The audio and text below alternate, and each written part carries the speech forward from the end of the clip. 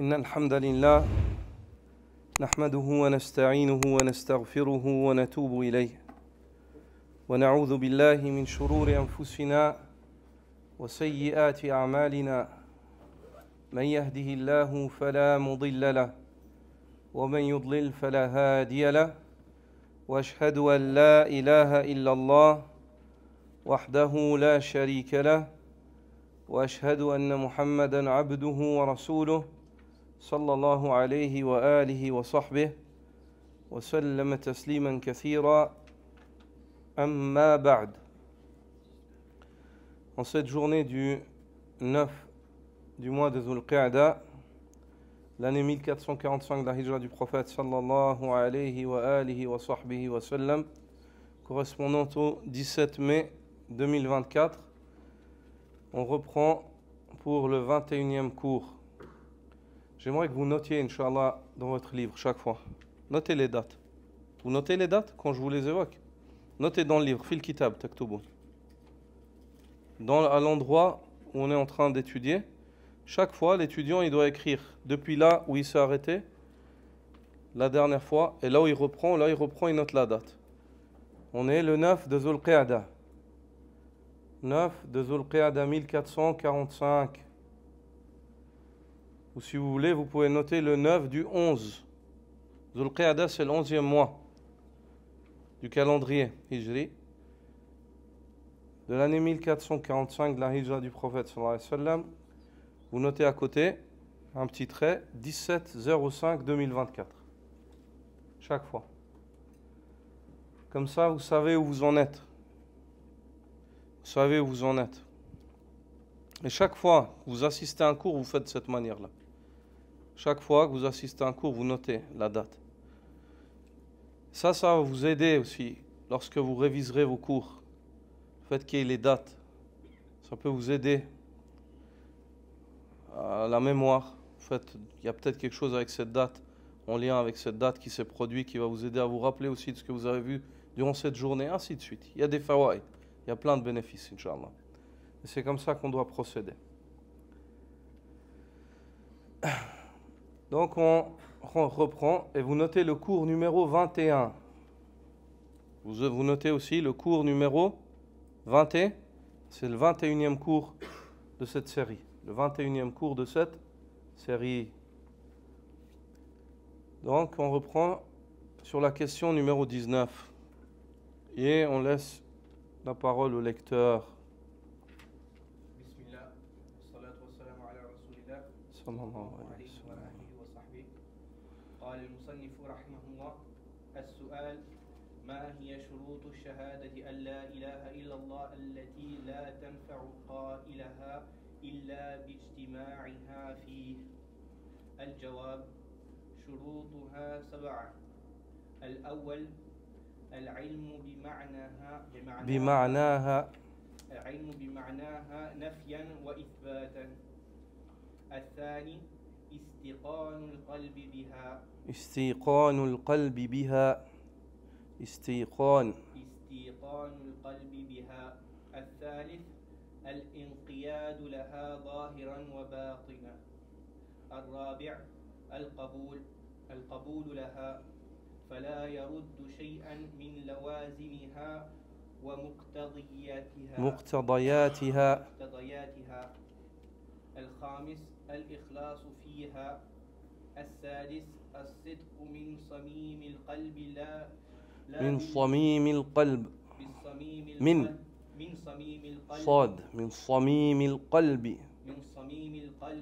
لا باللسان فقط. السابع: المحبة لها ولأهلها والموالاة والمعاداة لأجلها. جزاك الله خيرا. En français. Aussi, quand tu lis, tu dis pas as-su'al, tu dis su'al, une question. Su'al, yani une question. Quand il y a le signe comme ça, هو نكرة. سؤال أي سؤال نتناول سؤال من الأسئلة. Question numéro 19. Quelles sont les conditions de l'attestation qu'il n'y a de divinité qu'en droit d'être adoré si ce n'est Allah Azza wa Jal, laquelle ne profite à celui qui la prononce que lorsqu'elles sont réunies en lui? La réponse: les conditions de l'attestation de foi sont au nombre de 7. Vous comprenez? Quelles sont les conditions de l'attestation de foi la ilaha illallah, sans lesquelles cette attestation-là, elle n'est pas profitable à celui qui l'a dit, en résumé. C'est quoi ces conditions sans lesquelles la ilaha illallah, tu peux la dire, mais tu ne vas pas tirer profit de cette parole-là? La première, la connaissance de sa signification en tant que négation et affirmation. Ça, vous deviez les apprendre par cœur, les khois, hein? La deuxième, la certitude du cœur à son propos. La troisième, la résignation à elle, tant intérieurement qu'en apparence. La quatrième, son acceptation de sorte à ne rejeter aucune de ses exigences et ses implications. La cinquième, la sincérité quant à elle. La sixième, la véridicité du fond du cœur et non uniquement par la langue. La septième, l'amour pour elle et ses adeptes, ainsi que l'alliance et l'inimité par rapport à elle. Ils ont dit la véridicité, Ouais. comme ça. On a cherché dans le dictionnaire. Et puis, C'est un mot français. véridicité. Taïeb, subhanallah. Et la véracité, ça existe aussi? Aussi. Et c'est lequel qui est plus adéquat par rapport à ce que vous avez cherché? Nous, on pensait la véracité, mais après, Ouais. on va pas se baser sur ce qu'on pense. Note, envoie-moi ça, j'aimerais revoir, Inch'Allah. Tu m'écris, Inch'Allah, ça. En privé, tu m'écris pour la semaine prochaine, j'aimerais qu'on revoie ça.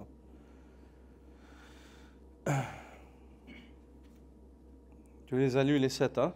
Oui. Ah. Vous les avez appris, ces 7? Qui les a appris? Pour la semaine prochaine, tous les frères, apprenez-les, s'il vous plaît. Pour la semaine prochaine, faites l'effort, apprenez-les par cœur. C'est cette condition sans lesquelles la ilaha illallah, ou si tu les dis plutôt, tu t'assures, Inch'Allah, de tirer le meilleur profit que tu puisses tirer de cette parole-là.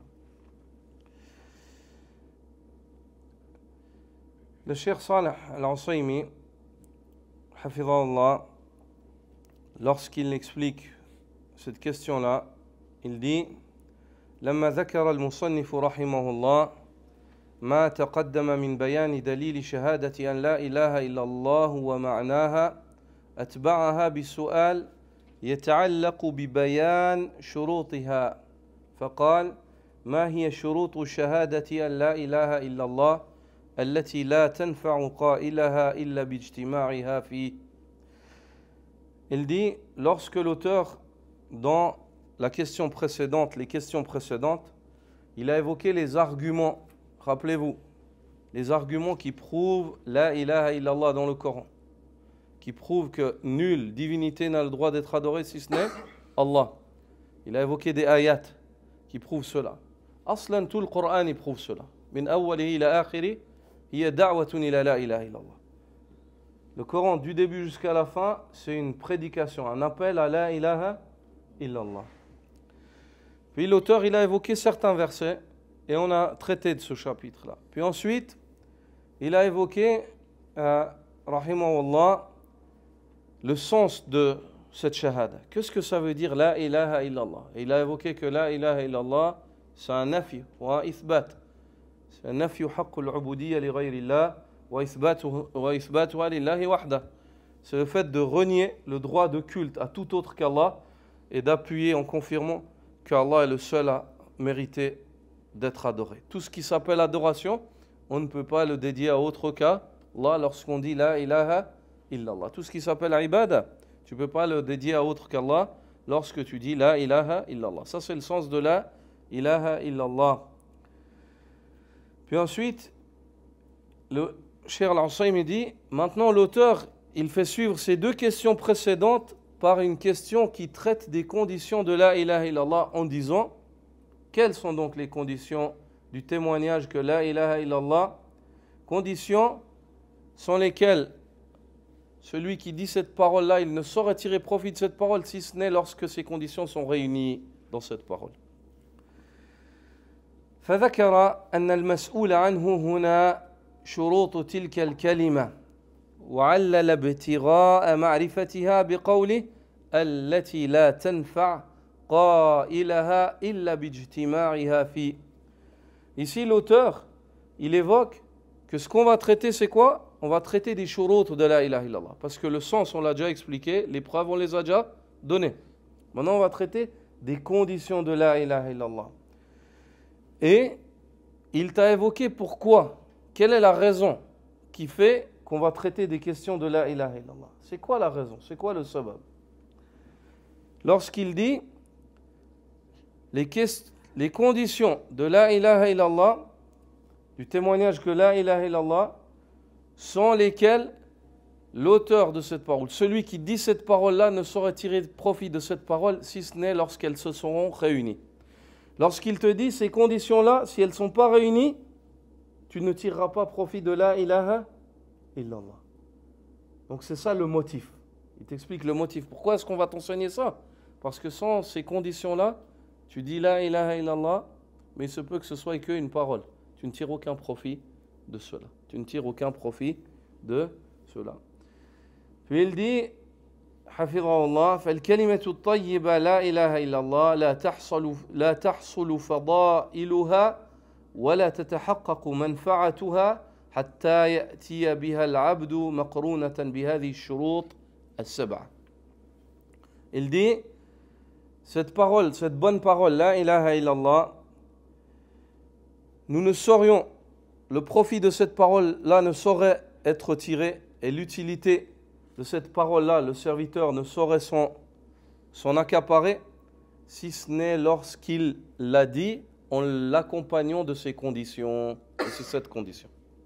Quand il dit la ilaha illallah, en l'accompagnant de ces 7 conditions qui sont évoquées, il bâtit la ilaha illallah sur ces 7 conditions, alors à ce moment-là, il tirera plein profit de cette parole-là. يستفيد استفادة تامة من هذه الكلمة الطيبة. Il tirera plein profit de cette bonne parole. Et le cheikh Salih Sindi, hafidhahullah, dit La ilaha illallah kalimatun khafifatul lafz. La ilaha illallah, c'est une parole qui elle est très légère à dire. Regarde, la ilaha illallah. Il n'y a pas d'ayn, il n'y a pas de sad, dad, il n'y a pas la ilaha illallah. La ilaha illallah. Tu peux la dire même sans bouger les lèvres, tu peux la dire. Tu peux la dire même sans bouger. Khafifa jiddan, yani. Il y a kalimatul ikhlas. C'est une parole de sincérité. Khafifatul lafz, elle est très légère dans l'expression. Lakinnaha thaqilatul ma'na, mais elle est très lourde en sens. Elle est très lourde en sens. Au point où si on met les 7 cieux sur un bras de la balance, la ilaha illallah sur l'autre bras, la malat bihinna la ilaha illallah. La ilaha illallah, elle pèse plus lourd que les 7 cieux. La ilaha illallah, elle pèse plus lourd que les 7 cieux. Dans une variante que les 7 cieux et les 7 terres. La ilaha illallah, elle pèse plus lourd que toute la création.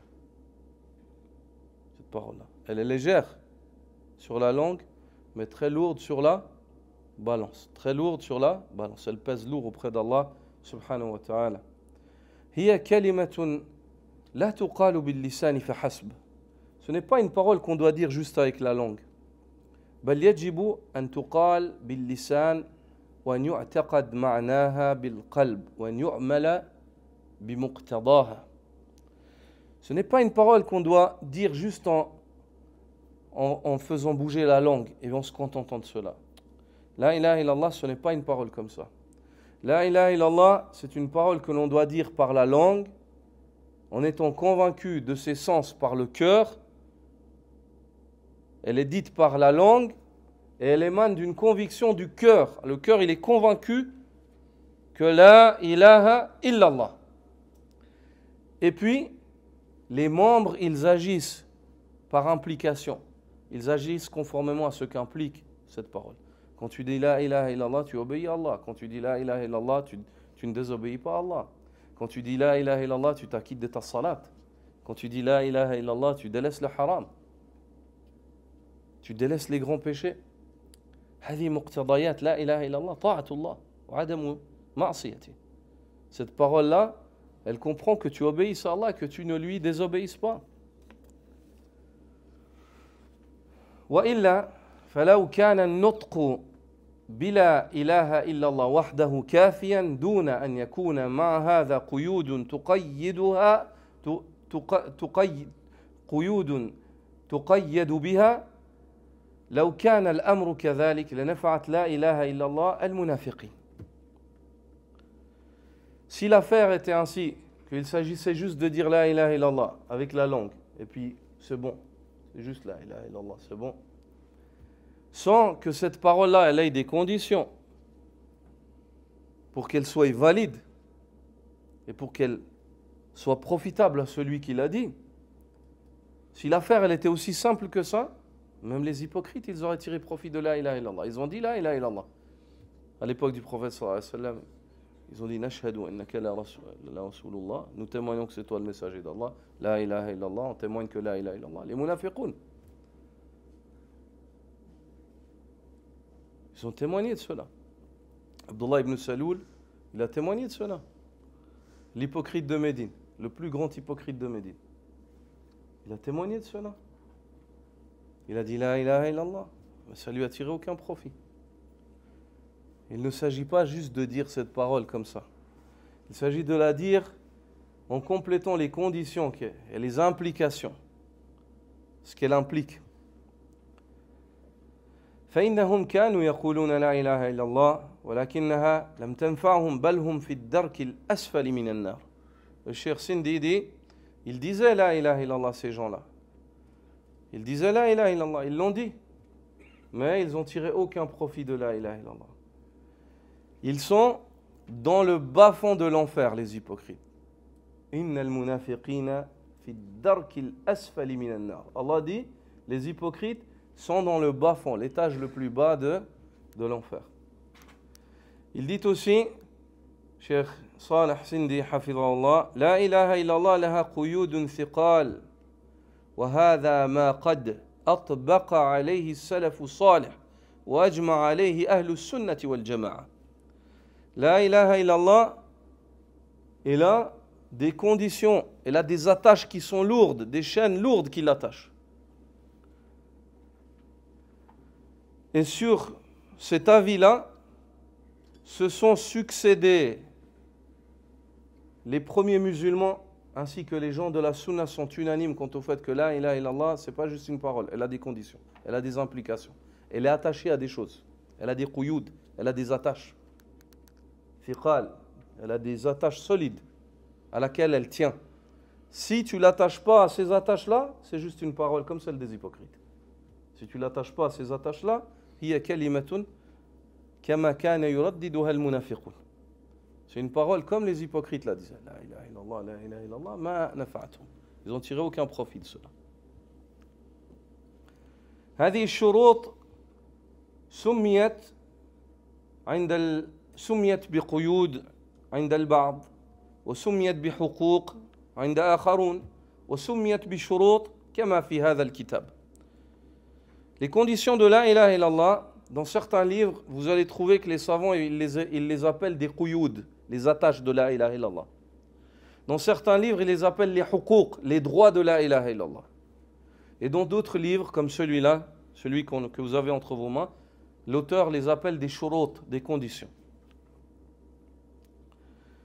والتنويه إلى أن لا إله إلا الله شروط أمر قديم مطبق عليه عند أهل العلم وذلك من عهد السلف رحمهم الله. Et le fait de faire allusion quant au fait que la ilaha illallah, ce n'est pas une simple parole, mais c'est une parole qui est conditionnée par des conditions, c'est une affaire, cet avis-là, ou cette position-là, c'est une position qui n'est pas nouvelle en islam. C'est une position qui vient du passé des musulmans, depuis les premières générations, les tabi'in. Non comme prétendent certains, accusent les gens de la sunna et disent aujourd'hui vous avez inventé. Vous êtes venus avec des ahdathumuha, yani. كل يوم تحدثون شيئا جديدا. Là, les premiers musulmans ont évoqué cela. On va voir des textes où les tabi'in, ils ont évoqué que la ilaha illallah, elle a des conditions. Que c'est pas juste une parole comme ça où tu l'as dit, tu fais comme tu veux avec. C'est pas comme ça. Elle a des quyud. Certains ont appelé ça des attaches. Quand tu dis, tu es attaché à quelque chose. Tu n'es plus libre. C'est un contrat. Un contrat derrière lequel tu espères quoi? Le Jannah. Tu espères le Jannah. Mais il y a des attaches, il y a des points à respecter. Naam. Ou bien certains les ont appelés des shurut, des conditions. Certains les ont appelés des huquq, c'est des droits. Tu veux quelque chose avec cette parole, bah tu dois t'acquitter de quelque chose pour pouvoir tirer ce que tu veux de cette parole. Et ceci, depuis l'époque des premiers musulmans, les ulama, ils ont évoqué, les premiers musulmans, ils ont évoqué que la ilaha illallah, cette parole-là, elle a des conditions. واختلافهم في التسمية لا يضر بحقيقة الأمر إذ لا مشاحة في الاصطلاح كما هو مقرر في القاعدة. Et le fait que les savants aient divergé sur le fait de l'appeler attache, condition, droit, il n'y a pas de différence. Le but, c'est le même. Celui qui l'appelle attache, tu lui dis, ça veut dire quoi, cher, des attaches? Ça veut dire que la ilaha illallah, il va te dire, elle n'est pas utile si tu ne remplis pas les attaches auxquelles elle est attachée. Celui qui l'appelle condition, il dit, ça veut dire que si tu ne remplis pas les conditions, tu ne risques de ne pas tirer profit. Celui qui l'appelle huquq, il va dire la même chose. Donc, quand le résultat final, c'est le même, la règle chez les savants, c'est que la mushahata fil istilah. À la base, il n'y a pas de but ou d'utilité de tergiverser sur nos différends dans l'appellation d'une chose si on vous désigne la même chose et qu'on entend le sous-entendu c'est le même. Si notre sous-entendu c'est le même, ce sera qu'on débatte, oui on appelle comme ci ou comme ça. Pour autant que ça ne fait pas entrave à ce qu'on veut désigner et à ce qu'on veut passer comme message. إذ المقصود هو أن لا إله إلا الله شروط أو قيود أو حقوق لا تنفع قائلها إلا باجتماعها. Le but chez tous ces savants, indépendamment de la manière par laquelle ils appellent ces conditions ou droits ou attaches, le but chez tous c'est quoi? C'est le fait que la ilaha illallah, elle n'apporte pas profit à celui qui l'a dit, si ce n'est lorsqu'il remplit ce à quoi elle est attachée ou ce par quoi elle est conditionnée ou aux droits qui lui reviennent de droit. هذا وجه تسميتها شروطا فالشرط عند أهل العلم هو ما يلزم من عدمه العدم وبالتالي فمن لم يأتي بهذه القيود أو الشروط أو الحقوق لا ينتفع بلا إله إلا الله. Donc par conséquent, les conditions de la ilaha illallah, comme l'ont appelé les savants et comme c'est nommé dans ce livre, la condition chez les savants musulmans, c'est celle dont son absence, elle implique l'absence de l'acte ou de la chose. Si une condition elle est absente, tu fais ta salat sans wudu, tu as une salat? Il n'y a pas de salat. Pourtant tu l'as faite. Pourquoi il n'y a pas de salat? Parce qu'il y a une condition que tu as loupée. عدم وجود الشرط عدم وجود العمل المشروط بهذا الشرط. Si la condition elle est absente, l'œuvre qui est conditionnée par cette condition elle est absente aussi. Elle n'existe pas auprès d'Allah. Donc pareil, si les conditions par lesquelles est conditionnée la ilaha illallah, éteins juste le micro s'il te plaît. Si elles sont absentes, bah les hasanats de la ilaha illallah elles sont absentes pour toi aussi yawm al-qiyamah. Subhanallah, quelle perte. Tu perds une chose qui est plus lourde que les 7 cieux et les 7 terres et ce qu'elles contiennent, qui est plus lourde que la création et les créatures.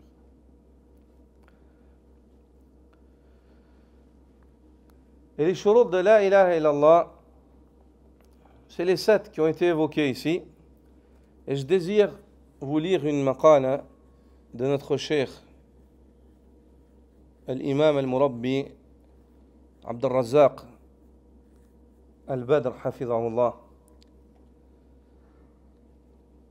au sujet de ces conditions-là. J'aimerais vous la lire et vous la traduire. Il dit: Alhamdulillahi wahda, wassalatu wassalamu ala man la nabiyya ba'da, wa ala alihi wa sahbihi wa ba'd. Toutes les louanges reviennent à Allah, seul, unique et sans associé. Que la prière et les salutations soient sur celui après qui il n'y a pas de messager, ainsi que sur sa famille et ses compagnons. Puis ensuite, اعلم أخ الإسلام أرشدك الله لطاعته ووفقك لمحبته أن خير الكلمات وأعظمها وأنفعها وأجلها كلمة التوحيد لا إله إلا الله. Sache, ô toi frère en islam, qu'Allah t'oriente vers son obéissance et qu'il t'accorde le succès dans l'atteinte de son amour. Sache que la meilleure des paroles et la plus immense qui soit, et la plus utile qui soit, et la plus céleste qui soit, c'est la parole du monothéisme. La ilaha illallah. Nulle divinité en droit d'être adorée si ce n'est Allah. فهي العروة الوثقى. Elle est le lien solide, l'attache solide. وهي كلمة التقوى. Elle est la parole de piété. وهي أعظم أركان الدين. Elle est le plus grand pilier de la religion musulmane. وأهم شعب الإيمان. Elle est la plus grande et la plus importante branche de la foi. وهي سبيل الفوز بالجنة والنجاة من النار. Elle est le seul chemin pour la réussite éternelle qui a pour fin le paradis et le salut qui est le fait de se sauver de l'enfer. لأجلها خلق الله الخلق. C'est pour cette parole qu'Allah Azza wa Jalla a créé la création. وأنزل الكتب وأرسل الرسل. C'est pour cette parole qu'Allah Azza wa Jalla a révélé les livres et envoyé les messagers. وهي كلمة الشهادة ومفتاح دار السعادة. Elle est la parole de témoignage. Elle est la parole de témoignage, le meilleur des témoignages que l'homme puisse faire. Elle est la clé de la demeure de la paix, de la demeure du bonheur. Miftahu dari sa'ada, le paradis. Wa hiya aslu ad-din wa asasu wa ra'su amri. Elle est le socle de la religion ainsi que sa base. Elle est la tête de l'affaire de la religion. La tête de l'affaire de la religion, c'est quoi? La ilaha illallah. Tout ce que tu fais comme acte dans l'islam, c'est pourquoi? Pour réaliser la ilaha illallah. Quand tu fais ta salat, c'est pour réaliser la ilaha illallah. Quand tu donnes ta zakat, c'est pour réaliser la ilaha illallah. Quand tu jeûnes ton mois de Ramadan, c'est pour réaliser la ilaha illallah. Tu fais le tawaf autour de la maison sacrée, c'est pour réaliser la ilaha illallah. Tout ce que tu fais, c'est pour réaliser le sens de cette parole. C'est pour cela que tu as été créé. وَمَا خَلَقْتُ الْجِنَّ وَالْإِنسَ إِلَّا لِيَعْبُدُونَ. Je n'ai créé les djinns et les hommes que pour qu'ils m'adorent. Puis il dit, Hafidhahullah, il s'argumente avec la parole d'Allah dans surat Al-Imran lorsqu'Allah dit Shahid Allahu annahu la ilaha illa huwa wal malaikatu wa ulul ilmi qa'iman bil qist. La ilaha illa huwa al-azizul hakim. Allah témoigne qu'il n'y a de divinité en droit d'être adoré si ce n'est lui. Ainsi que les anges témoignent de cela, ainsi que les gens de science témoignent de cela, en suivant l'extrême droiture. Nulle divinité en droit d'être adorée si ce n'est lui, le puissant, le sage. والنصوص الواردة في فضلها وأهميتها وعظم شأنها كثيرة جدا في الكتاب والسنة. Et les textes qui sont parvenus afin de prouver le vertu de cette parole, son importance, ainsi que son immensité, son statut immense dans la religion, sont innombrables dans le Coran et dans la Sunna. قال الشيخ الإسلام ابن تيمية رحمه الله وفضائل هذه الكلمة وحقائقها وموقعها من الدين فوق ما يصفه الواصفون ويعرفه العارفون وهي رأس الأمر كله. Cheikh al-Islam ibn Taymiyyah a dit les vertus de cette parole la ilaha illallah ainsi que sa réalité ainsi que sa place dans la religion musulmane dépassent de loin tout ce que pourraient dire ceux qui veulent caractériser cela. Tout ce qu'on vous dit au sujet de la ilaha illallah, elle est encore plus que ça. Tout ce que vous pouvez entendre chez les plus grands des ulama au sujet de cette parole, la ilaha illallah, elle est encore au-delà de ça. Si ce n'est qu'on n'arrive pas à qualifier. On n'arrive pas à qualifier parce qu'on est manquant. La ilaha illallah, elle est au-delà de cela. Au-delà de ce qu'on peut penser. Et Yawm al-Qiyamah, les gens seront étonnés de la valeur de cette parole-là. Seront étonnés de la valeur de cette parole-là. Ceci dépasse de loin ce par quoi peuvent la caractériser ceux qui désirent la caractériser, ou dépasse de loin ceux qui connaissent quelque chose autour d'elle. Même ceux qui connaissent beaucoup autour de la ilaha illallah, la ilaha illallah, elle est encore de loin plus que ce qu'ils connaissent. Elle est encore de loin plus que ce qu'Allah leur a accordé de connaître. Elle est la tête de toute l'affaire. Elle est la tête de l'affaire. Wal amru kauni wa shar'i. Et l'affaire, elle est de deux catégories. L'affaire universelle et l'affaire législative. La ilaha illallah, c'est la tête de tout ce qu'il y a dans l'univers. Tout ce qu'il y a dans l'univers, c'est pour ça. Et c'est la tête de l'affaire législative. Tout ce que Allah a légiféré, c'est pour la ilaha illallah. Tout ce qu'il a ordonné et interdit, c'est pour réaliser la ilaha illallah. Ra'sul amri kulli. Kaunan wa shar'a. Akhal islam. Ô toi frère en islam. I'lam wafaqakallahu li ta'ati. Sache qu'Allah Azza wa Jal t'accorde le succès dans son obéissance. Anna la ilaha illallah la tuqbal min qa'iliha wa la yantafi'u biha إلا إذا أدى حقها وفرضها واستوفى شروطها الواردة في الكتاب والسنة. Sache que la ilaha illallah, elle n'est pas acceptée de celui qui l'a dit, et il ne tirera pas profit de cette parole si ce n'est lorsqu'il s'acquittera, il lui donnera son droit, il s'acquittera des obligations qu'elle implique, et il complétera les conditions par lesquelles elle est conditionnée, celles qui sont venues dans le livre et dans la sunna. وهي شروط سبعة مهمة يجب على كل مسلم تعلمها والعمل بها. يجب على كل مسلم تعلمها والعمل بها. Il dit, et ces conditions-là sont au nombre de 7. Elles sont très importantes. Leur importance est capitale. Il est primordial que tout musulman les apprenne et agisse avec celles-ci. Deux choses. Apprendre et agir. On a certaines personnes dans la communauté qui agissent et ne veulent pas apprendre.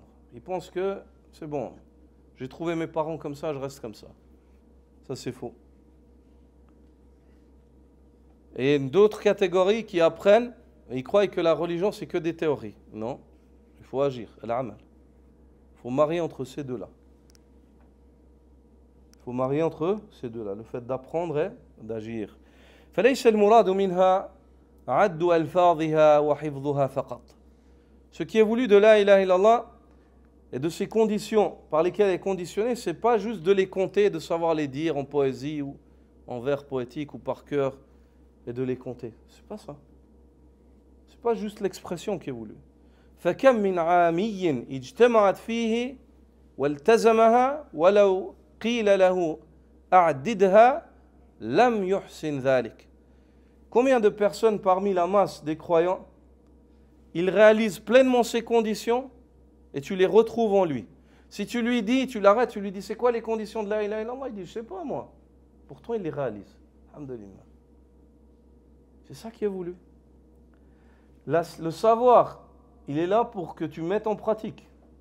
Le savoir, c'est pas juste le but de savoir, juste pour savoir d'avoir des informations techniques. Le savoir, il est là pour que tu mettes en pratique. En fin de compte, si la personne, elle ne connaît pas ce qu'on vient de savoir en théorie, mais qu'en pratique, elle le met en pratique, alhamdulillah. C'est ce qui est voulu auprès d'Allah Azza wa Jal. C'est ce qui est voulu auprès d'Allah Azza wa Jal. Il y a des personnes, peut-être tu lui dis, signe ici, il fait comme ça. Ami,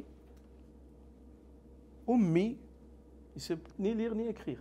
Mais il dit la ilaha illallah, il sait ce que ça veut dire, il se soumet à cette parole. Quand il sait qu'Allah lui ordonne, il fait. Quand il sait qu'Allah lui interdit haram, la yamas, yakhafu Allah azza wa jal, craint Allah. il réalise pleinement ces conditions-là. Beaucoup plus que peut-être certaines personnes qui appellent à Allah. Beaucoup plus peut-être que certaines personnes qui enseignent cela aux gens. وكم من حافظ لألفاظها يجري فيها كالسهم وتراه يقع كثيرا فيما يناقضها. Et combien de personnes qui connaissent par cœur ces 7 conditions, il les connaît par cœur et il te les sort comme on sort les flèches de l'arc à la suite. Mais tu le vois souvent contredire ce qu'impliquent ces 7 conditions-là. فالمطلوب إذن العلم والعمل معا لتكون من أهل لا إله إلا الله صدقا ومن أهل كلمة التوحيد حقا. Ce qui est voulu alors, dit le cheikh, c'est le fait que tu apprennes et que tu mettes en pratique, que tu maries entre l'apprentissage et la mise en pratique, afin que tu fasses partie de ceux qui sont les partisans réels de la ilaha illallah et ceux qui réalisent vraiment ce qu'implique la parole du monothéisme. وَالتَّوْفِيقُ بِيَدِ اللَّهِ وَحْدَهُ. Et la réussite, elle est entre les mains d'Allah seul, unique et sans associé. وقد أشار سلفنا الصالح قديما إلى أهمية شروط لا إله إلا الله ووجوب الالتزام بها ومن ذلك سيذكر أثارا نذكرها. Il dit, et nos pieux prédécesseurs anciennement, ce n'est pas une affaire nouvelle, la question des conditions de la ilaha illallah, anciennement ont évoqué, ont fait allusion au fait que la ilaha illallah, elle a des conditions et qu'il est primordial de s'acquitter de ces conditions-là d'une manière fidèle afin de tirer profit de cette parole. Et parmi ces récits, ما جاء عن الحسن البصري رحمه الله أنه قيل له إن ناسا يقولون من قال لا إله إلا الله دخل الجنة فقال من قال لا إله إلا الله دخل الجنة قال من قال لا إله إلا الله فأدى حقها وفرضها دخل الجنة. Ils ont dit à Al-Hassan al-Basri, rahimahullah, Al-Hassan al-Basri, il est mort en 110 de la Hijra. Il fait partie des Tabi'in. Il est né à Médine et il est mort à Basra. Al-Hassan al-Basri, ils lui ont dit, des gens disent que celui qui dit la ilaha illallah entre au paradis. Il a dit, celui qui dit la ilaha illallah en s'acquittant du droit de la ilaha illallah, en donnant son droit à cette parole, c'est-à-dire ce qu'elle implique, les conditions, et en s'acquittant des implications de cette parole, des obligations qu'elle implique, entrera au paradis. Subhanallah. Celui qui dit la ilaha illallah, c'est pas juste, le but c'est pas juste de la ilaha illallah, il faut qu'elle impacte. Les premiers musulmans, quand ils ont dit la ilaha illallah, ça a changé leur vie. Ils sont acquittés de leurs obligations, ils ont délaissé les interdits. Ils étaient prêts à délaisser toute chose. Ils étaient prêts même à quitter le dunya pour cette parole, la ilaha illallah. Donc ça, oui, ces gens-là, oui, ils entrent au paradis. Ça, c'est le but. Il faut que cette parole-là, elle t'impacte. Cette parole est plus lourde que les 7 cieux et les 7 terres, subhanallah. Si les 7 cieux et les 7 terres, ils forment un anneau et la ilaha illallah, elle passe à travers, elle les éclate. Ça, si cette parole-là, elle casse pas ton cœur pour le reconstruire dans l'islam, t'as pas tiré, t'as rien compris. Tu la répètes comme un perroquet. T'as rien compris de cette parole. T'as rien compris de cette parole. وقال الحسن البصري للفرزدق أبو الفراس الشاعر المعروف وهو يدفن امرأته ما عددت لهذا اليوم استغل الفرصة للوعظ ما عددت لهذا اليوم عند دفن امرأتي قال شهادة أن لا إله إلا الله منذ 70 سنة قال الحسن نعم العدة لكن لا إله إلا الله شروطا فإياك وقذف المحصنات. Al-Hassan al-Basri dit Al-Farazdaq. Al-Farazdaq, c'est un poète, Abu al-Firas al-Farazdaq, un poète connu qui a vécu dans la même époque. Il est mort aussi en 110 la Hijra, à Basra. Al-Hassan al-Basri a assisté lorsque Al-Farazdaq enterrait sa femme. Et puis, il veut tirer profit de cette occasion pour l'exhorter. Il a dit, qu'est-ce que tu as préparé pour ce jour-là, celui dans lequel ta femme elle est et dans lequel tu vas venir? Qu'est-ce que tu as préparé pour ce jour-là? Il a dit, je lui ai préparé la ilaha illallah depuis 70 années. Al-Farazdaq. Il a dit, quel bon préparatif. Mais sache que la ilaha illallah, elle a des conditions.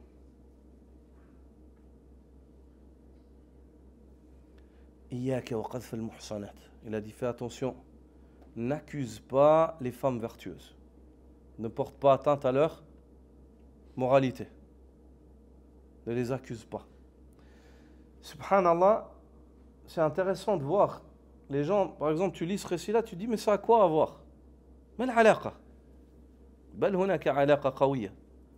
قذف المحصنات من كبائر الذنوب. إياك وكبائر الذنوب. تجنب. Qu'est-ce que ça a à voir? Tu dis, mais pourquoi il lui parle de l'accusation des femmes pieuses, vertueuses, de porter atteinte à leur moralité? Ça a à voir avec la ilaha illallah, parce que l'accusation des femmes pieuses, ça fait partie des grands péchés.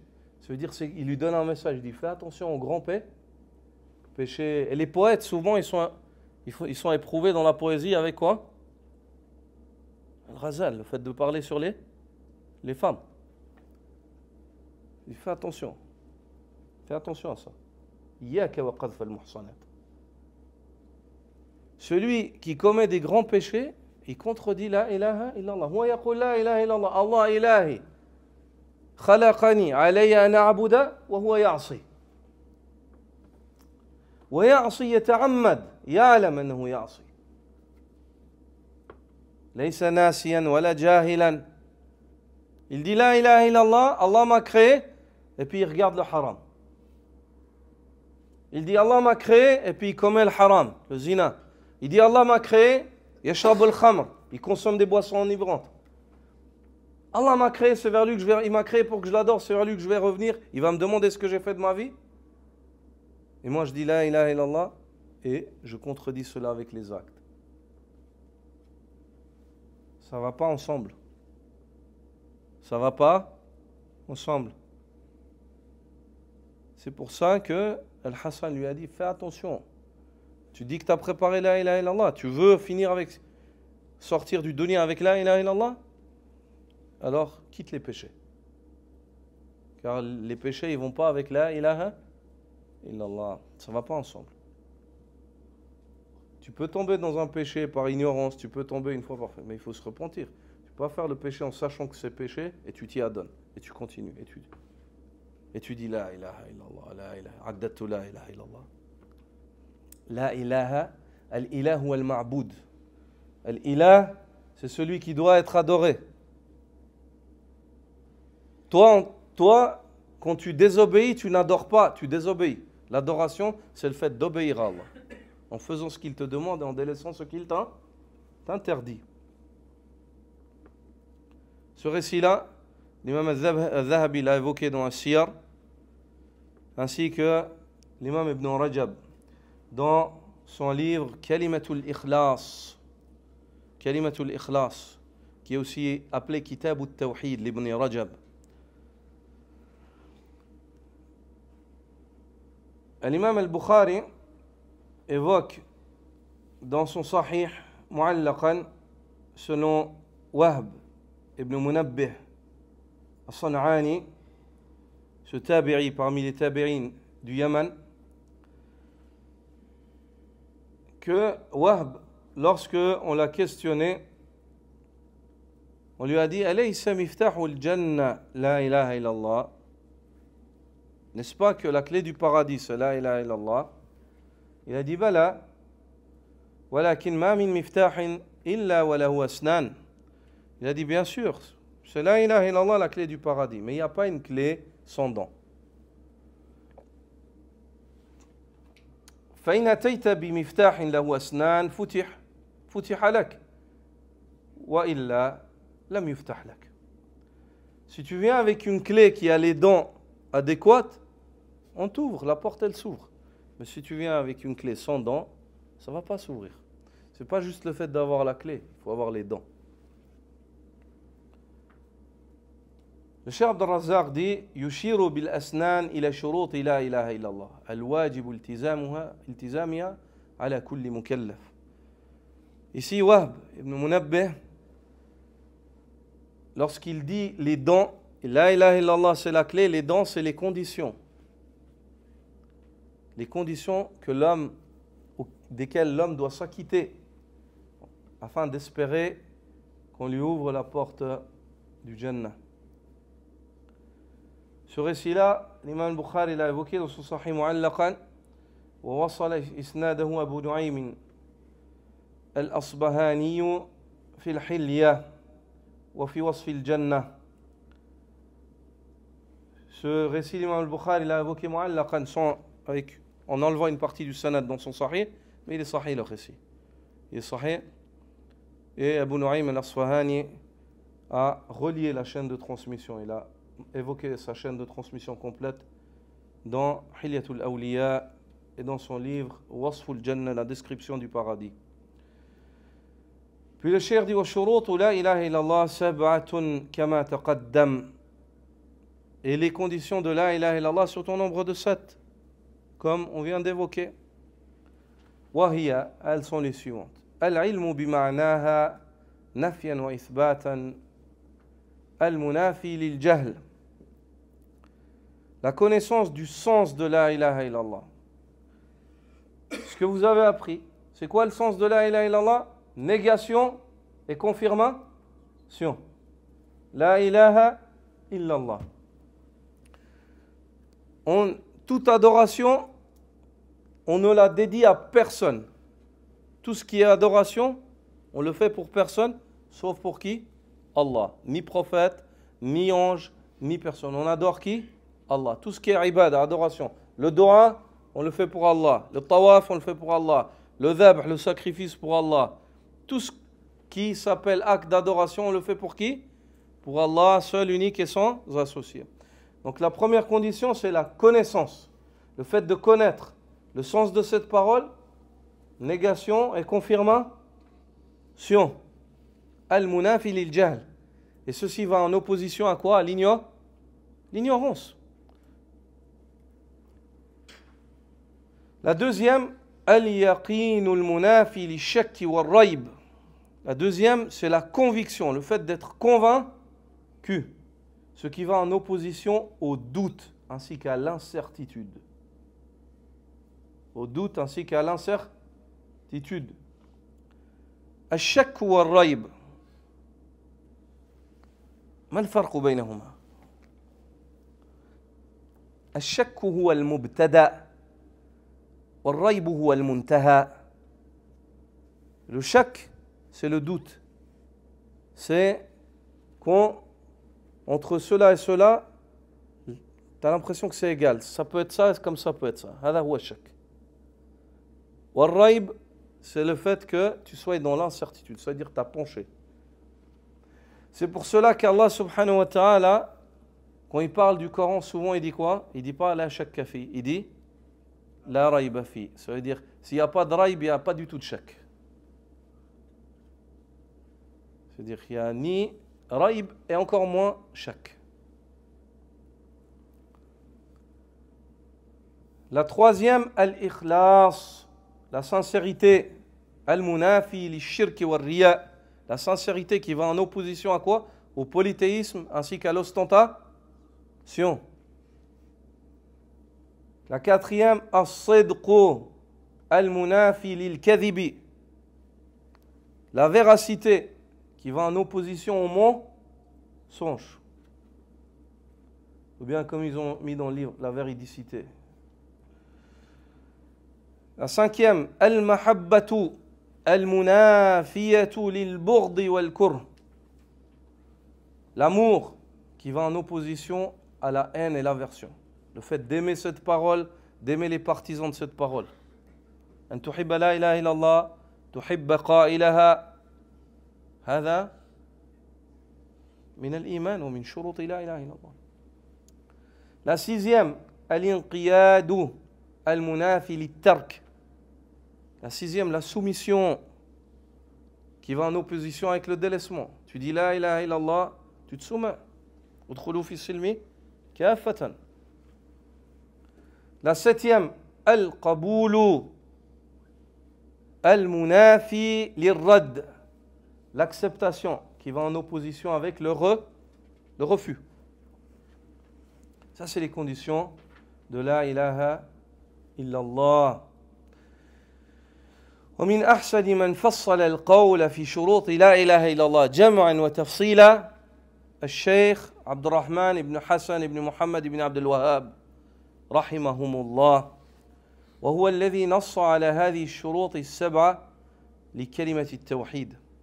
Et parmi ceux qui ont englobé le sujet des conditions de la ilaha illallah de la manière la plus englobatrice et la meilleure, il y a ceux qu'a englobé le Cheikh Abdurrahman ibn Hassan ibn Muhammad ibn Abdel Wahhab, le petit-fils de Cheikh Muhammad ibn Abdel Wahhab, rahimahullah. C'est lui qui est venu en évoquant ces 7 conditions.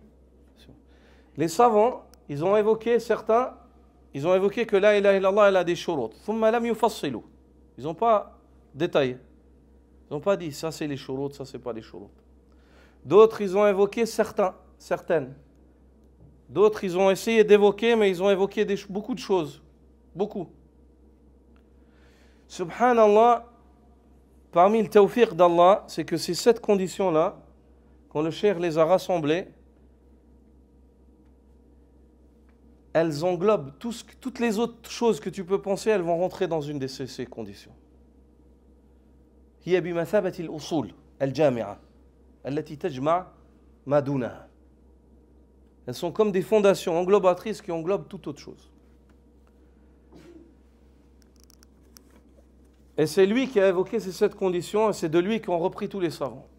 وقد تلقوا أهل العلم بعده هذا الجمع بالقبول. Et les savants, après lui, ils ont repris ces 7 conditions. Parce qu'elles sont tellement justes. Et on va voir que chacune, elle trouve ses preuves. لكل واحد من هذه الشروط دليل من القرآن والسنة. Chacune de ces conditions, elle trouve une base dans le Coran et dans la Sunna. C'est impressionnant. Ça, on va étudier tafsilan. Le Cheikh Al-Hafiz Al-Hakami, il évoque d'une manière détaillée après les arguments. فإنه من تأمل هذه الشروط السبعة التي ذكرها رحمه الله لوجدها أنها جامعة لأصول الأعمال القلبية التي لا بد منها في انتفاع بلا إله إلا الله. Celui qui médite sur ces 7 conditions, il va trouver que elles ont englobé les fondations des actes du cœur. Al-a'mal al-qalbiyya. Les fondations des actes du cœur. Sont actes sans lesquels la ilaha illallah elle n'est pas utile. Je veux dire, al-a'mal al-qalbiyya كالعلم واليقين القبول الانقياد الصدق الإخلاص والمحبة هذه جامعة. Toute autre chose, il passe par une de ces portes. Toute œuvre, il faut qu'elle passe par une de ces portes-là. Subhanallah. وما سواها فإنه عند النظر الصحيح راجع إليها. Et autre que ces conditions-là, lorsqu'on le prend en considération, on regarde, on voit qu'il revient à l'une de ces 7 conditions. Il revient à l'une de ces 7 conditions. وهذه هي التي ذكرها الحافظ الشيخ العلامة حافظ بن أحمد بن علي الحكمي في منظومة سلم الوصول إلى مباحث علم الأصول في توحيد الله واتباع الرسول صلى الله عليه وسلم. Et c'est cette condition-là, Al-Hafiz, l'éminent savant Hafiz ibn Ahmad ibn Ali al-Hakami, l'auteur du livre qu'on étudie, il les a évoqués dans son autre livre, Sullam al-Wusul ila mabahith ilm al-usul, l'escalier d'arrivée vers les sujets qui traitent de la croyance, de la fondation, des fondations religieuses. Fi tawhidillah, concernant le monothéisme envers Allah, wattiba'i rasoul et le suivi du messager sallallahu alayhi wa sallam. Et je vais vous lire ces vers dans lesquels il évoque les conditions, ainsi que les vers auparavant dans lesquels il évoque le sens de la ilaha illallah. Il dit rahimahullah: وقد حوته لفظة الشهادة فهي سبيل الفوز والسعادة من قالها معتقدا معناها وكان عاملا بمقتضاها في القول والفعل ومات مؤمنا يبعث يوم الحشر ناجٍ آمنا فإن معناها الذي عليه دلت يقينا وهدت إليه أن ليس بالحق إله يعبد إلا الإله الواحد المنفرد بالخلق والرزق وبالتدبير جل عن الشريك والنظير وبشروط 7 قد قيدت وفي نصوص الوحي حقا وردت فإنه لم ينتفع قائلها بالنطق إلا حيث يستكملها العلم واليقين والقبول والانقياد فدر ما أقول والصدق والإخلاص والمحبة وفقك الله لما أحب. Il dit, et l'expression du témoignage que la ilaha illallah a englobé ce qui précède, c'est-à-dire ce qu'il évoque auparavant dans les vers. فهي سبيل الفوز والشهادة والسعادة. Ce témoignage-là, la ilaha illallah, c'est la voie pour la réussite éternelle ainsi que le bonheur éternel. من قالها معتقدا معناها, celui qui dit cette parole-là en étant convaincu du sens qu'elle englobe, وكان عاملا بمقتضاها, et il agit sur ce qu'elle implique, بالقول في القول والفعل ومات مؤمنا, qu'il agit selon ce qu'elle implique cette parole par les paroles et les actes, c'est-à-dire il fait en sorte que ces actes et ces paroles soient conformes à la ilaha illallah et meurt croyant, يبعث يوم الحشر ناجٍ آمنا, il sera ressuscité le jour de la résurrection, najin, en étant sauvé, et amina, en étant en sécurité. فإن معناها الذي عليه دلت يقينا وهدت إليه. Le sens vers lequel nous oriente la ilaha illallah et le sens que la ilaha illallah, le sens que prouve la ilaha illallah vers lequel elle nous oriente, alaysa bil haqqi ilahun yu'badu, c'est le fait qu'il n'y a pas de divinité qui soit adorée ou qui mérite d'être adorée, illa al-ilahu al-wahid al-munfaridu, si ce n'est la divinité seule, unique et sans associé, Allah azza wa jalla. Bil khalqi wal rizqi wat tadbiri jalla an ash-sharik wan nadhiri. Celui qui est unique dans la création, dans le fait d'accorder la subsistance absolue et dans le fait d'administrer. Jalla an ash-sharik wan nadhiri, celui qui est exalté de tout associé ou de tout comparer. C'est-à-dire Allah Azza wa Jal, il n'a pas d'équivalent et il n'a pas d'associé. Celui qui est exalté de tout associé ou de tout équivalent. Et ce témoignage-là, la ilaha illallah, elle est conditionnée par cette condition. Et ces conditions-là, d'une manière indiscutable et réelle, elles sont venues dans les textes de la religion. C'est-à-dire, s'il y a des personnes qui disent ces conditions-là, elles sont inventées par un homme, on lui dit, ces conditions-là, c'est un homme qui les a évoquées, mais la preuve de leur existence, elle est dans les textes. Parce qu'il ne les a pas invoquées de sa tête. Regarde, al-ilm. Man mata wa huwa ya'lamu la ilaha illallah. Hadith. Celui qui meurt en sachant que la ilaha illallah. Dakhala al-jannah, il entre au paradis. Zakara al-ilm, sallallahu alayhi wa sallam. Le prophète, il a évoqué le savoir. Et ainsi de suite.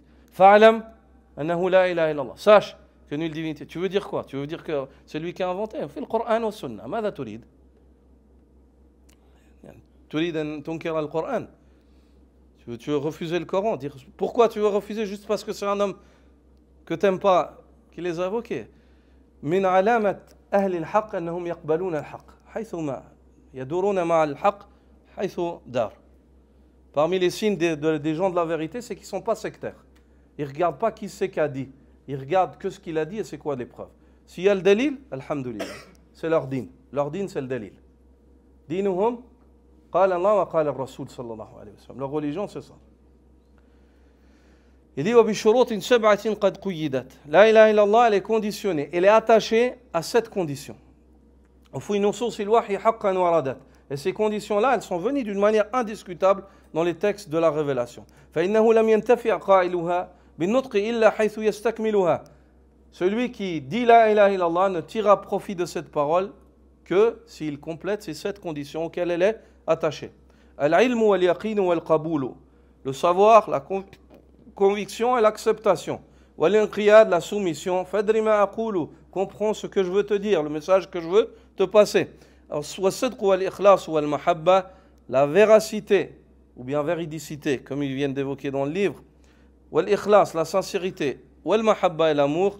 وفقك الله لما أحبك. Qu'Allah t'accorde le succès dans ce que lui aime. Qu'Allah t'accorde le succès dans ce que lui aime.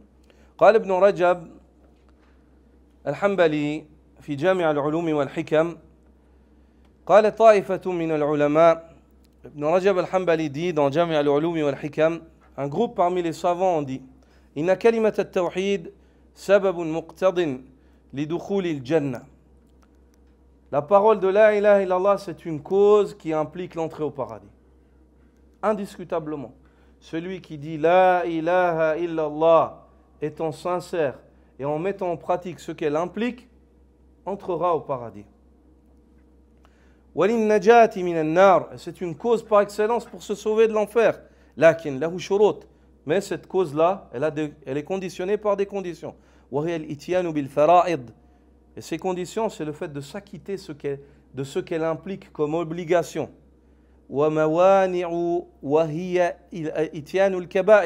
Elle a aussi des obstacles qui font entrave à la bonne réalisation de ce à quoi elle mène. C'est quoi ces obstacles? C'est le fait de commettre des grands péchés.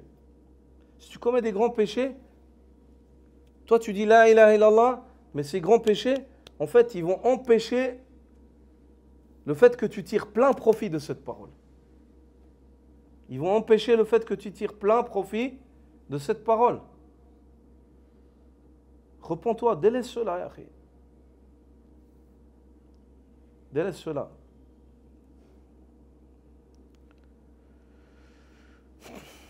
قال الحسن للفرزدق, et il évoque ce récit-là lorsque Hassan al-Basri a dit al-Farazdaq lors de l'enterrement de la femme d'al-Farazdaq, il a dit ما عددت لهذا اليوم, qu'as-tu préparé pour cette journée? Il a dit la ilaha illallah منذ 70 سنة, je lui ai préparé la ilaha illallah depuis 70 ans. Il dit inna li la ilaha illallah shurutan فإياك وقذف المحصنة. Il a dit, la ilaha illallah, elle a des conditions. Fais attention, n'accuse pas les femmes vertueuses. Ne porte pas atteinte à leur moralité. Ici, on a évoqué, pourquoi est-ce qu'il évoque? Quelle est la liaison entre la ilaha illallah, le fait qu'elle te soit utile, et d'accuser les femmes vertueuses? C'est le fait, il veut lui dire, écarte-toi des grands péchés. Parce que tu ne vas pas tirer profit de la ilaha illallah comme tu espères. C'est qui dit ça? Al-Hassan al-Basri, al-Alim, le grand savant. L'érudit de cette communauté, celui dont il est dit que lorsque Ummul Mu'minin Aïcha radiyallahu ta'ala anha l'a entendu parler, elle a dit qui est donc cet homme à qui Allah a accordé l'éloquence des prophètes? Elle a dit c'est qui est en train de parler? Cet homme à qui Allah a accordé, j'ai entendu que le prophète sallallahu alayhi wa sallam parler comme ça. Elle a dit subhanallah, Hassan al-Basri. Hassan al-Basri dit fais attention, prends garde, qadf al-muhsana. يعني أن كلمة التوحيد ابن رجب كومنت cela وروي عنه أنه قال هذا العمود فأين الطنب هذا العمود. Il dit la ilaha illallah. Lorsque le Farazdaq il a dit je dis la ilaha, j'ai préparé la ilaha illallah, il a dit ça c'est l'Amoud, c'est la colonne, c'est le socle. أين الطنب؟ الطنب الحبال التي بها يعلق العمود كي تستقيم الخيمة. Elle a dit أين الطنب? Ça c'est l'amud, c'est le socle de base. Elles sont où les cordes pour attacher la tente, pour qu'elle tienne? Il faut des cordes, il faut faire des nœuds pour que ce socle-là il tienne et que ta tente elle tienne, la construction elle tienne. Ça c'est l'amud. La ilaha illallah, c'est l'amud. أين الطنب? Il a dit. أين الطنب? يعني أن كلمة التوحيد عمود الفسطاط ولكن لا يثبت الفسطاط بدون أطناب. Ce qu'il veut dire, c'est que la ilaha illallah, c'est le socle qui va te faire tenir la tente, la construction. Et que ce socle-là et cette tente-là, ils ne tiennent pas s'il n'y a pas d'attache, s'il n'y a pas des conditions qui l'attachent, qui la tiennent, qui vont consolider cette construction pour qu'elle se lève. وهي فعل الواجبات وترك المحرمات. Regarde ce qu'Ibn Rajab dit, c'est quoi les conditions? C'est le fait de s'acquitter des obligations et de délaisser les interdits. Quand tu dis la ilaha illallah, c'est un contrat ya akhi, que tu signes. C'est un engagement. Tu t'engages à adorer Allah en lui obéissant et en s'écartant de sa désobéissance. Et à n'adorer personne d'autre que lui. Si tu fais cela et tu réalises ton engagement, Allah tient le sien. Allah tient son engagement. Le prophète sallallahu alayhi wa sallam dit « Tadri ma haqqullahi ala al-ibad wa haqqul ibadi ala Allah » Sais-tu, ô Mu'adh, quel est le droit d'Allah sur ses serviteurs et quel est le droit des serviteurs sur Allah? قال الله ورسوله أعلم. Il a dit Allah et son messager le savent mieux. Le prophète sallallahu alayhi wa sallam lui dit حقُّ ala al-ibad an ya'buduhu wa la yushriku bihi shay'a. Le droit d'Allah sur ses serviteurs, c'est le fait qu'ils l'adorent et qu'ils ne lui donnent aucun associé. وحق العباد على الله ألا يعذب من لا يشرك به شيئا.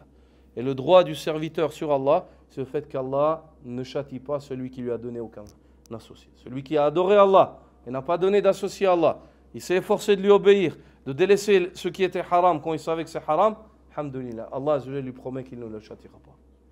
ما يفعل الله بعذابكم إن شكرتم وآمنتم. Pourquoi est-ce qu'Allah vous infligerait-il un châtiment si vous êtes reconnaissant et que vous avez la foi? Subhanaka wa bihamdik, ashhadu an la ilaha illa ant, astaghfiruka wa atubu ilayk.